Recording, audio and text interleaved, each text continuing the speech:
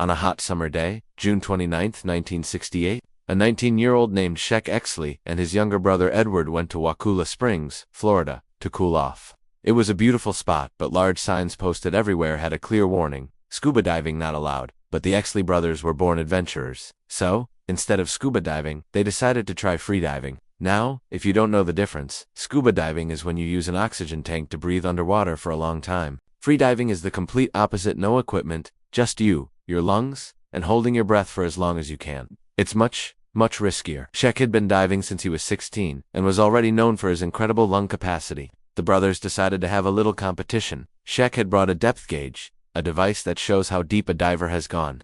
The challenge was simple: who could dive deeper? Edward went first and reached an impressive 42 feet. But Sheck, with his powerful lungs, easily beat him, hitting a depth of 50 feet. Not one to be outdone, Edward took a deep breath and plunged back into the water, determined to beat his brother's record. He did it. He went deeper than 50 feet. But as he started to swim back up, something went horribly wrong. Suddenly, just feet from the surface, Edward lost consciousness and began to sink back down. Sheck saw what was happening and immediately dove after him, but the depth was too much for a free dive. He surfaced, gasping for air, sprinted to his car, and grabbed an emergency oxygen tank. By the time he got back, Edward had sunk too far. Sheck, already exhausted from his own dives, couldn't reach him. Thankfully, another swimmer nearby saw the commotion and managed to pull Edward out of the water. Sheck immediately started CPR, and to everyone's relief, Edward started breathing again. Edward started breathing again. They rushed him to the hospital, but the news was devastating.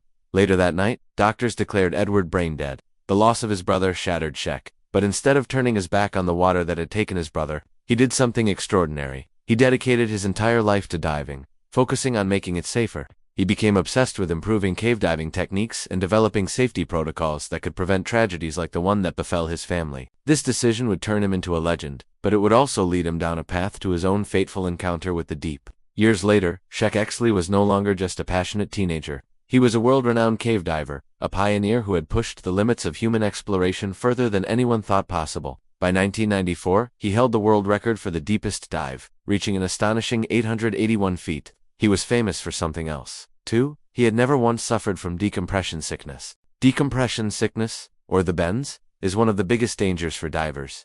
Think about opening a can of soda. The fizz and bubbles are caused by a rapid drop in pressure. The same thing can happen inside a diver's body if they ascend too quickly. Gas bubbles form in the blood and tissues, causing excruciating pain, paralysis, or even death. But Sheck's body seemed immune. He was a machine, meticulously planning every second of his dives. His next great challenge was an expedition to a place called Jacetón, a massive water-filled sinkhole hidden deep in the jungles of Mexico. Getting to the sinkhole was an adventure in itself. The team had to navigate through a 181-meter-long narrow underwater tunnel just to reach the main shaft. The plan was audacious. They estimated it would take 11 to 12 minutes to reach the bottom, descending at a blistering pace of about 30 meters per minute. Once there, they would have only seconds to take measurements before beginning their ascent. Any delay, even for a few seconds, could be fatal at that depth. The return trip was the most grueling part. Because of the risk of the bends, the ascent would take a painstaking 10 hours, with multiple stops to allow their bodies to decompress safely. For extra security, they installed 2 separate rope lines to guide their journey.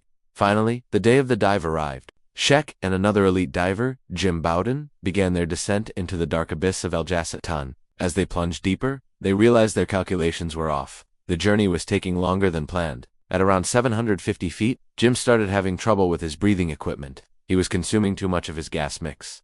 By 900 feet, as he was struggling to fix his gear, he noticed something terrifying. He looked over at Sheck's guideline. There were no bubbles rising from it. No bubbles means no breathing. A surge of panic hit Jim, but at that depth, there was nothing he could do. He had to focus on his own survival. He continued his descent, reaching a mind-boggling depth of 925 feet, setting a new world record. But when Jim began his long ascent, a message came from the surface team. Sheck was missing. 15 minutes after the 2 divers had descended, the support crew on the surface had noticed the same thing Jim had. The stream of bubbles from Sheck's line had stopped. Sheck's ex-wife, Mary Ellen, herself an experienced diver, immediately geared up and dove in to search for him, but she couldn't find any sign of him in the darkness. For 3 agonizing days, the team searched the depths of Jacetón. Finally, they found him. Sheck Exley's body was resting at the bottom, at a depth of about 879 feet. The greatest cave diver in the world, the man who seemed invincible, was gone. So what happened? How could the most experienced and careful diver on the planet perish on a dive he had meticulously planned? He didn't suffer from decompression sickness. His body was found at the bottom, meaning something went wrong during the descent. The answer lies in a little-known but deadly phenomenon called high-pressure nervous syndrome, or HPNS. HPNS is a neurological condition that can affect divers who venture below 500 feet, especially when they use gas mixes containing helium. Divers use helium to counteract another dangerous condition called nitrogen narcosis, which can make you feel disoriented and drunk at depth. But helium comes with its own risks. At extreme pressures, it can wreak havoc on the central nervous system. HPNS causes uncontrollable tremors, muscle spasms, and a severe deterioration of brain and spinal cord function. It essentially makes you lose control of your own body. The severity of HPNS is heavily influenced by a diver's age and physical condition. When Sheck made his final dive, he was 45 years old, an age where the body is more susceptible to the severe effects of HPNS. In fact, he had experienced mild symptoms of it a year earlier during a 228-meter dive in a place called Bushman S-Hole in South Africa.